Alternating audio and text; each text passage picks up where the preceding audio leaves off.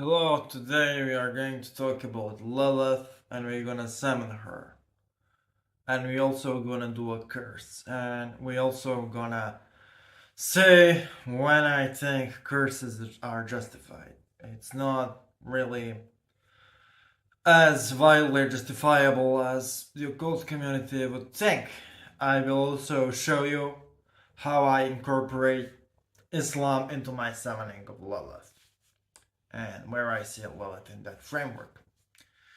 So, before I start with the ritual, so all of you can see, I will basically talk about where Lilith fits within the Islamic framework, and I'm gonna give a new perspective on the Lilith legend or Lilith lore.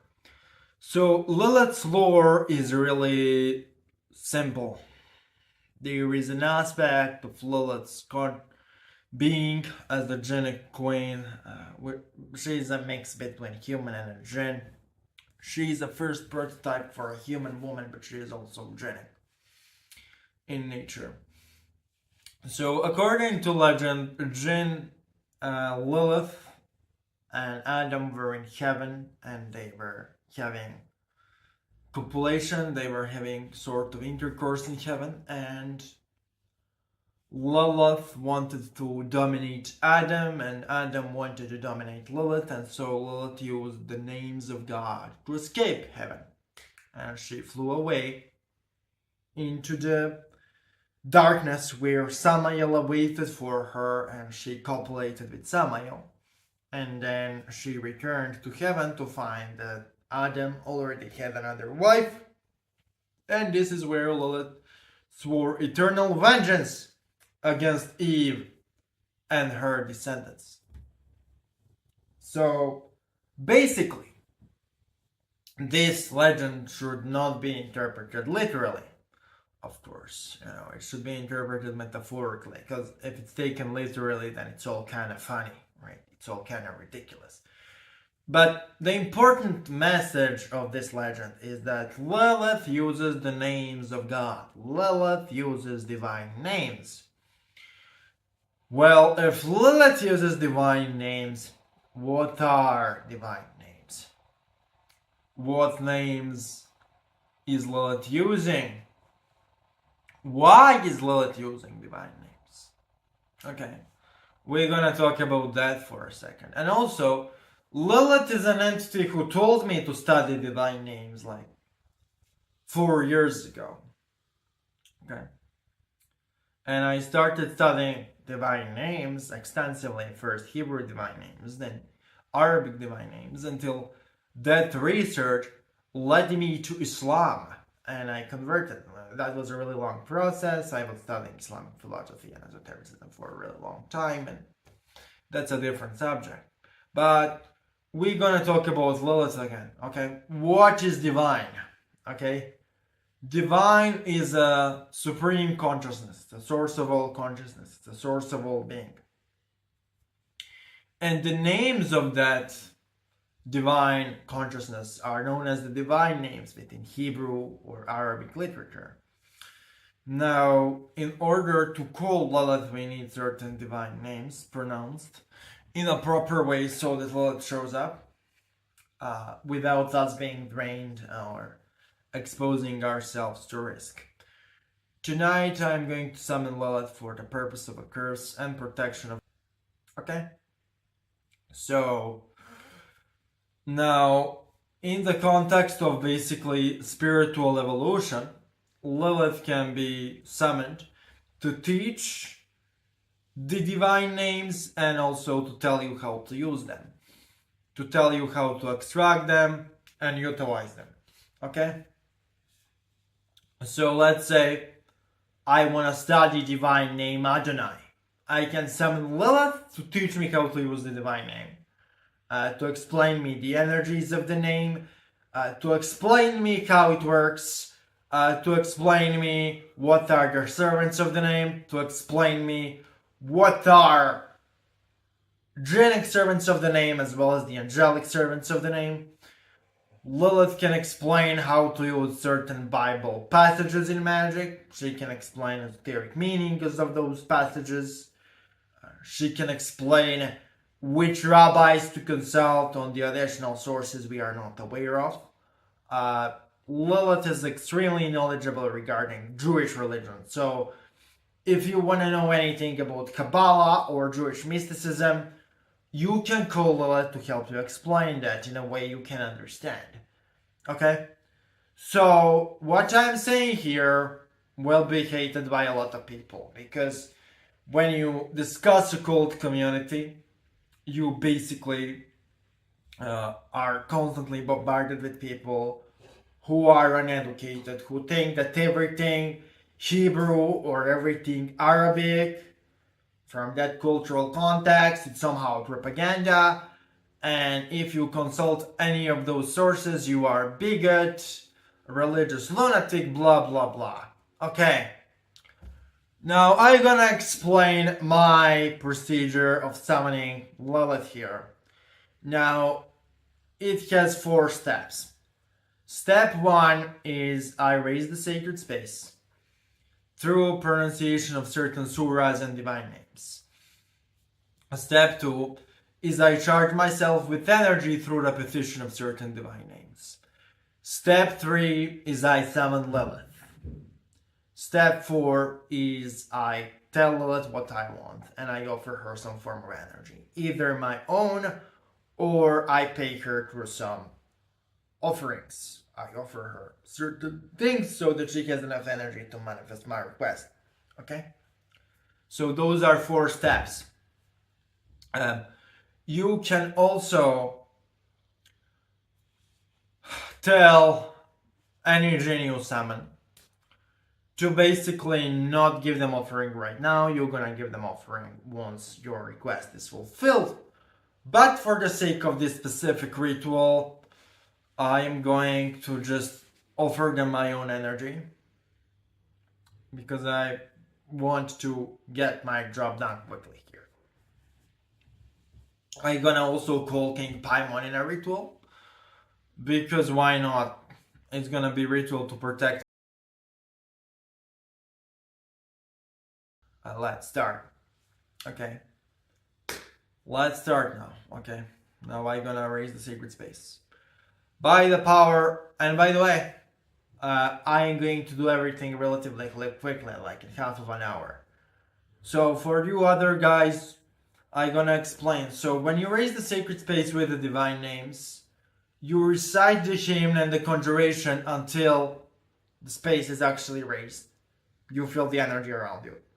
Once that is done, you call Lilith until you feel energy of Lilith. Once that is done, you give your request. So different stages of the ritual will take different amount of time for different people. So maybe you will need 2 hours to execute this effectively. And by the way, guys, you probably noticed that I have a much more muscular frame now than I did before. And I'm gonna explain why. It is because you kind of have to be physically fit to do magic effectively. It's a really energy draining to do those magical operations daily. So being muscular and being in shape and fasting regularly is recommended.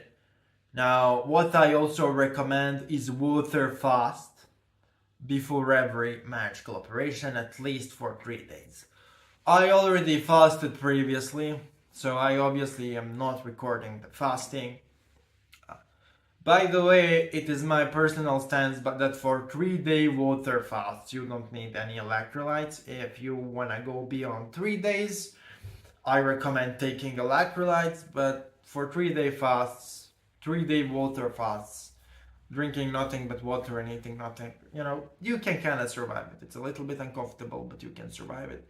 Especially if you are not physically active, and it will not have bad consequences for your health. Okay, I have to stretch a little bit. My muscles are twitching already because of the energy I conjured. But anyway, let's start.